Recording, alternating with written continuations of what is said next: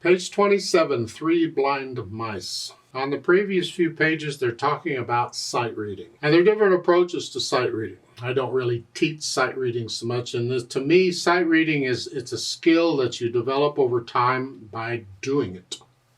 You sight read stuff. Sight read is when you sit down and you play a piece of music you have not practiced. Your first time you've seen it, and you just play through it. That's sight reading. You try and include as much as you can, the articulation and dynamics and everything. You try and include everything you can while you're sight reading it for the first time. Now, sight reading, it's a skill. It takes practice to get. It's like reading. Some people are very quick readers on books, just reading. And some people are a little slower. Some people struggle. It's going to be the same in music. The more you do it, the better you will get at it. Looking at patterns and things and spaces and lines, you'll learn to recognize them in the pieces. There's thousands and thousands of these, so I don't bother to go over the patterns. You'll recognize the patterns as you see them, and you'll get better at sight reading over time. One of the concert pianist teachers I've had 5 of them. I think there's 5 of them. And she was amazing as a pianist. She was, wow. She couldn't sight read at all. She absolutely struggled. I watched her one time play a piece in a lesson where she hadn't seen it before, and she was playing it, and she couldn't sight read it at all. I couldn't believe it. Well, some people are poor at it, and some people are good at it. And it has nothing to do with how good you're going to get or how good of a musician you are. It's just how well you can read at sight. Some people have problems with it. The more you practice it, the better you'll get. And that's about all I have to say about sight reading. So let's go on to this mice thing. At the top of page 27, they're introducing a new time signature. 6/8 time. As long as you understand what the numbers are about in a time signature, it doesn't matter what the numbers are, you can do it. It's okay. 6/8 time, the 6 tells you how far you have to count or how many beats are in a measure. We got to count to 6. Oh, goody. 1, 2, 3, 4, 5, 6. 1, 2, 3, 4, 5, 6. 1, 2, 3, 4. The bottom number tells you what you're counting. In the past, I think it's pretty much always been a 4, except maybe we've had cut time when it was a 2. 2, 2 is a half note. Anyway, here the bottom note is an 8, and that means eighth notes. So we're counting eighth notes. In other words, there's the same as 6 eighth notes in every measure. That's why there's a lot of eighth notes in 6/8 time. They're all over the place. But each one gets a count, so big deal. Keep in mind that a dotted quarter note is the same as 3 eighth notes. And it doesn't matter what the time signature is. It's always the same as 3 eighth notes. So if you know what an eighth note gets, the dotted quarter note gets 3 of those. Well, an eighth note gets a count. So a dotted quarter note gets 3 counts. That's why you can have 2 dotted quarter notes in every measure, because the 2 dotted quarter notes together make up 6 counts. The dotted half note is the same as 3 quarter notes or 6 eighth notes. It's the whole measure, and that's why it works out that way very well. So don't make this complicated. It's just you're counting to 6 and you're counting eighth notes. Let's look this mice thing over. It's 4 lines long, treble and bass clef. We're in the key of C major. Go ahead and keep doing the C major scale, just like I've been asking you to. 1 octave up and down is good enough. Get to where you can do that scale and the trill exercise and all without really thinking about it or looking at the keyboard. It's becoming automatic to you on the scale. It's important. Keep it slow. And 6/8 time. So let's take it one hand at a time and check this out. Right hand, you're starting here and you're here. Now we are going to move around a little bit, but as long as we're not moving, you don't need any other finger numbers. So I don't need any more finger numbers until I get to the end of the second line, when I have to move the hand up here. I'll talk about that when I get there. Right now it's here. Just read the notes. 1, 2, 3, 4, 5, 6. 1, 2, 3, 4, 5, 6. Well, you get the idea? Second line. 1, 2, 3, 4, 5, 6. Well, see, a quarter note gets 2 counts now. 4, 5, 6. Okay.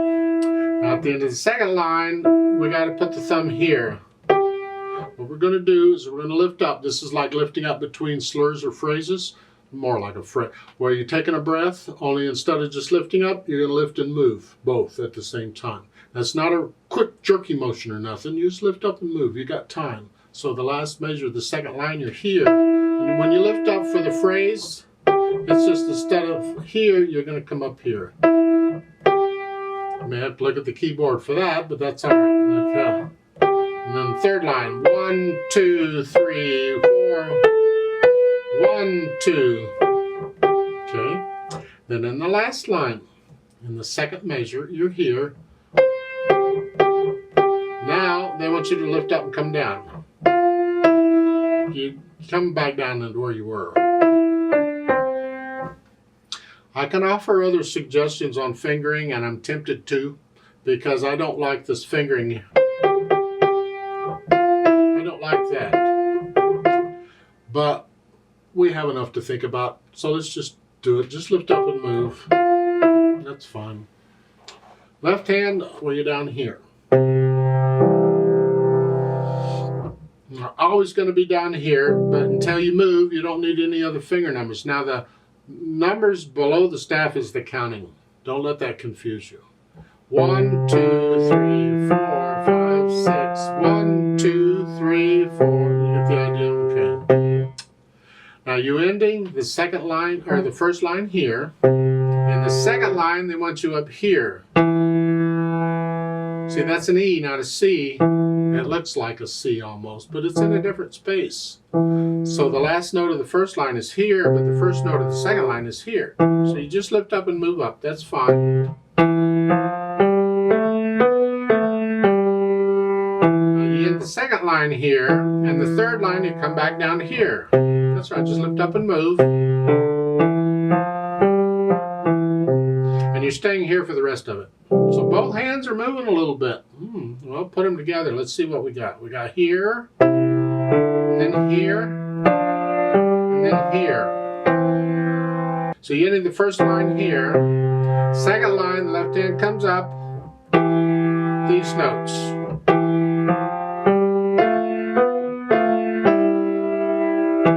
Now you're ending the second line, the last major second line, you're here. Now the left hand comes up, and now the left, or the right hand, excuse me, left, right, whatever. And then for the third line, the left hand goes down.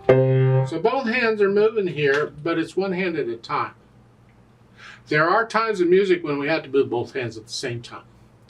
But if possible, I will try and figure out a way where I only have to move one hand at a time. Here we do that. It's in the last major, and then the right hand lift up, move, and that's after it, and then the left hand goes down. So it's moving.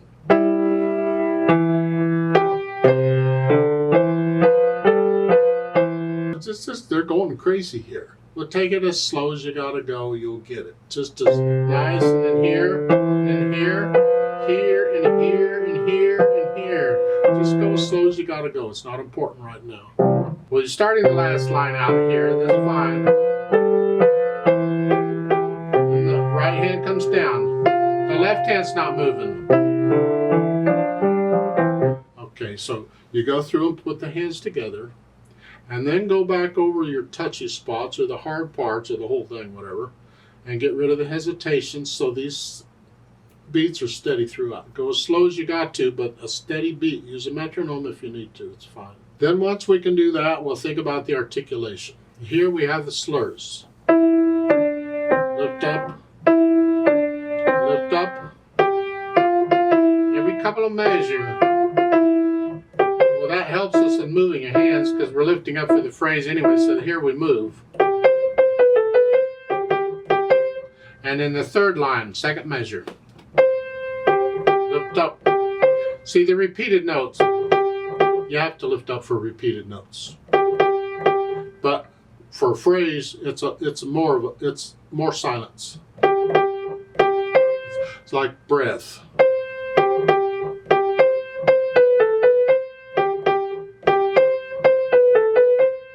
Like that, and then. In the left hand, we connect it all as best we can. You have to lift up to move sometimes, but otherwise connect the left hand.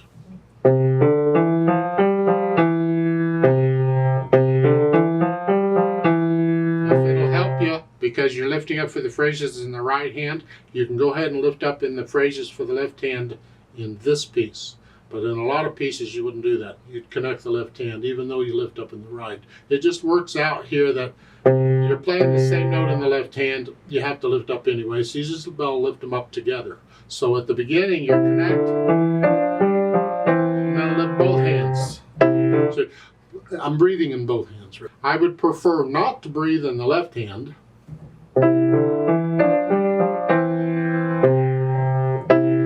Lift up here, but keep that down. But to keep it simple, let's just lift up both hands for now.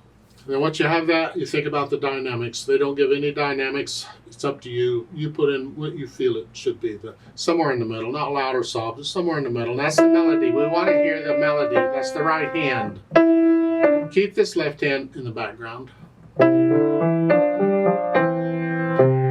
Now the speed, here's a kicker. In 6/8 time, sometimes it's hard to get a tempo that works.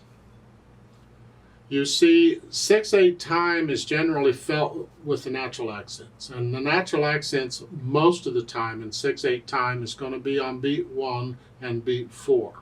So you feel it in 2. 1, 2. 1, 2, 3, 4, 5, 6. 1, 2, 3, 4, 5, 6. Well, a lot of marches are written in 6/8 time. And you think they're playing triplets or something, and they're not. They're playing, it's in 6/8 time. So here it's 1, 2, 1, 2, 1, 2. And allegretto is the feel of the beat, and allegretto's between moderato in the middle, and allegro is fast. So this is just sort of fast. To me, allegretto is the fun speed. When I see something, it's up to you. How fast can you be accurate in this left hand?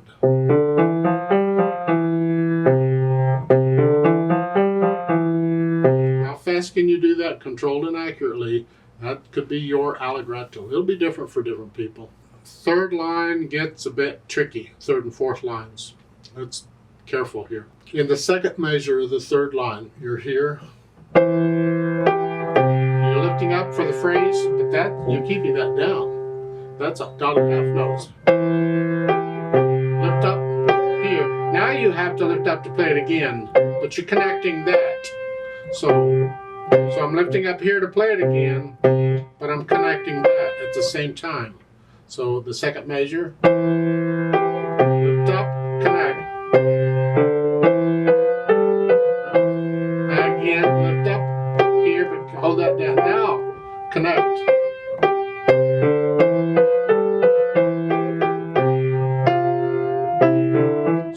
Now you're lifting up in different times in the hands. It's important we get that. It's a little tricky. Go as slow as you gotta go, but make sure you're understanding. Just because I lift up in the one hand or the other, I'm not gonna lift up in the other. Well, again, third line, second measure. I'm holding that down here, but I'm not going to lift up here because I had to lift up here. No, I want to connect this, even though I got to lift up. So they are different here, be careful.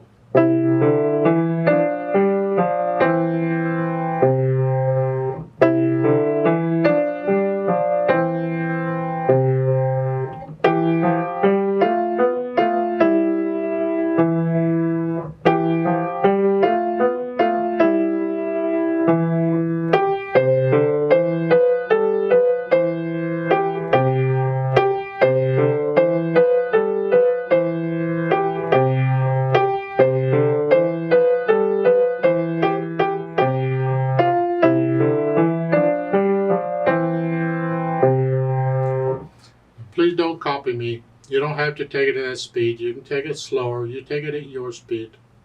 Just make it yours. You know, the natural accents. 1, 2, 3, 4, 5, 6. 1, 2, 3. I'm dropping the wrist on each of these. Just help me out. Play with a loose wrist. 1, 2, 3, 4, 5, 6. 1.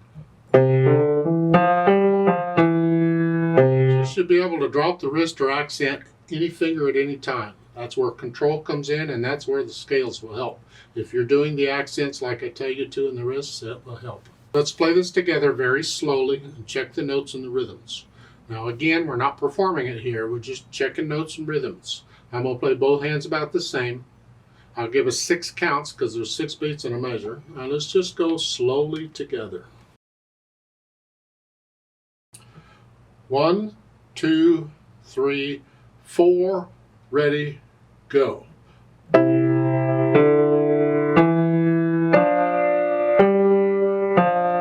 1, 2, 3, 4, 5, 6.